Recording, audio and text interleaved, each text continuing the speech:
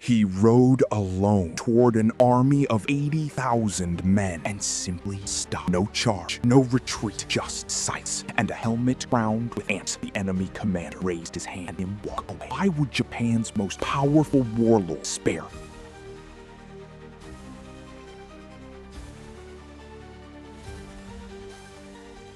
He fought in over 100 battles and never suffered a single serious wound. Even his greatest enemies came to admire him more than fear him. What kind of warrior earns that kind of legend? In 1548, in a minor samurai household in Mikawa province, a boy was born who would become legend. Honda Tadakatsu entered the service of a young lord named Tokugawa Ieyasu, a man whose fortunes were, at the time, far from certain. Few could have predicted that this quiet, disciplined youth would one day be called the greatest warrior in Japan. His path to legend began not with ambition, but with loyalty. At just 13 years old, Tadakatsu rode into his first battle, the siege of Odaka in 1561. While other boys his age trained in the courtyard, he was already cutting down enemy soldiers on the front line. His commanders noticed immediately. This was no ordinary recruit.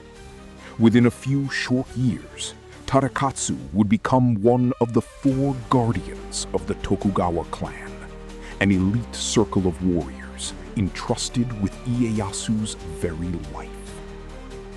Tadakatsu's signature weapon was a spear named Tonbogiri, dragonfly cutter.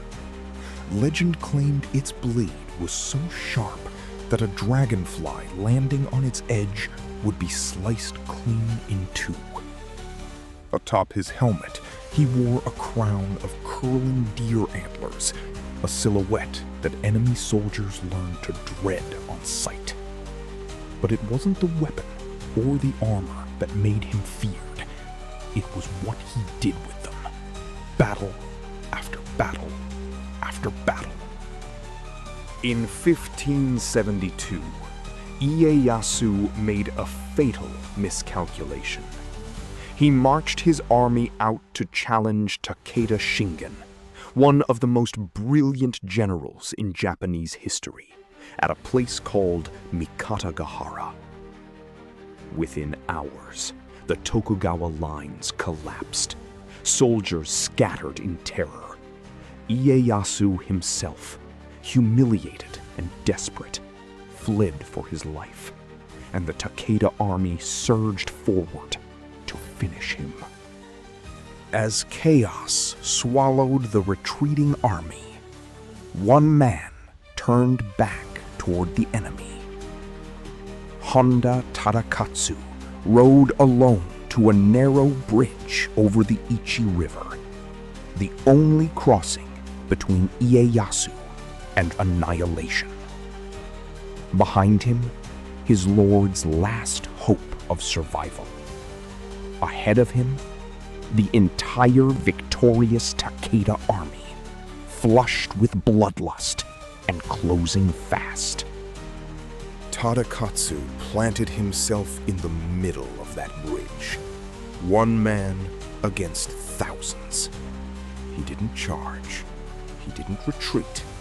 He simply stood there, spear raised, utterly unmoved, daring the enemy vanguard to cross. And somehow, they hesitated. No one wanted to be the first to die testing him. That single moment of hesitation was all Ieyasu needed to escape into the night. Word of the lone warrior on the bridge spread through both armies like wildfire. Even Takeda Shingen, the rival commander who had just crushed the Tokugawa, is said to have remarked that Ieyasu possessed only two things greater than himself: his helmet and Honda Tadakatsu. But his greatest test was still years away, and this time he wouldn't be defending a bridge. He'd be riding straight at an army of 80,000 men. The year was 1584. The Battle of Komaki Nagakute had ended, and Toyotomi Hideyoshi's massive army, 80,000 strong, stood between Tadakatsu's small force and total destruction. Most men would have surrendered, fled, or prayed. Tadakatsu did none of these. He rode out alone, planted himself in front of that entire army, and simply waited. Hideyoshi's officers begged for the order to attack. One man, utterly exposed, an easy kill. But Hideyoshi raised his hand and said no.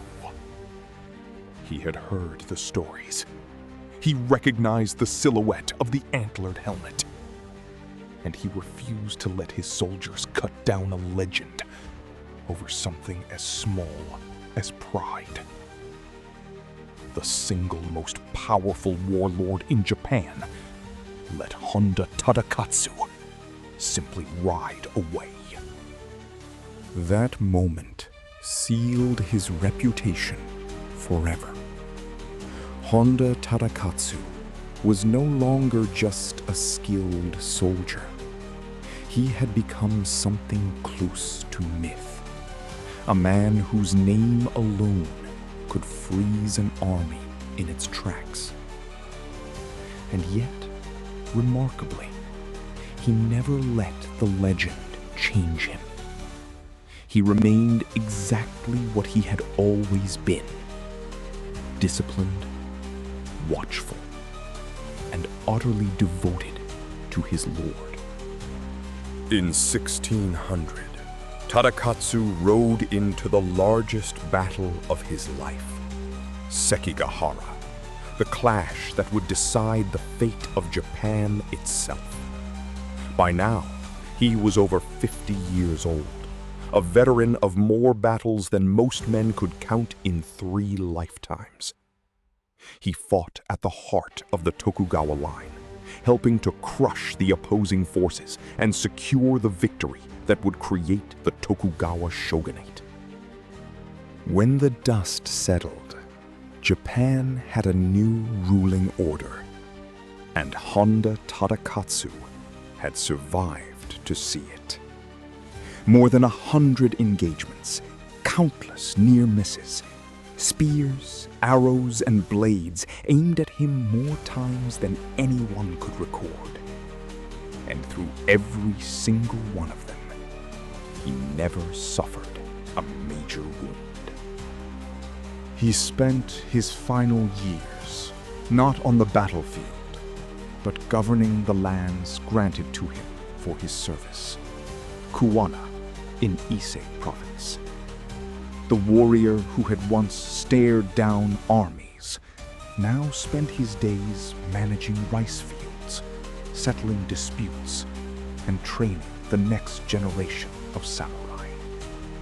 He died in 1610, peacefully in his own home, an ending almost no warrior of his era was lucky enough to receive. So how did a man survive over 100 battles without a single serious wound? The answer isn't luck, and it isn't superhuman skill alone. Tadakatsu was famous for something rarer on the battlefield: restraint. He never sought personal glory in the chaos of combat. He read the flow of battle like a master reads a book, and struck only when the moment was exactly right. His legendary spear, Tonbogiri, and his antlered helmet are preserved in Japan to this day. Silent witnesses to a career that should, by every law of probability, have ended in an early grave. Visitors still travel to see them, drawn by the same question that has followed Tadakatsu for 4 centuries. How does any human being survive that much war? Perhaps the real answer is this.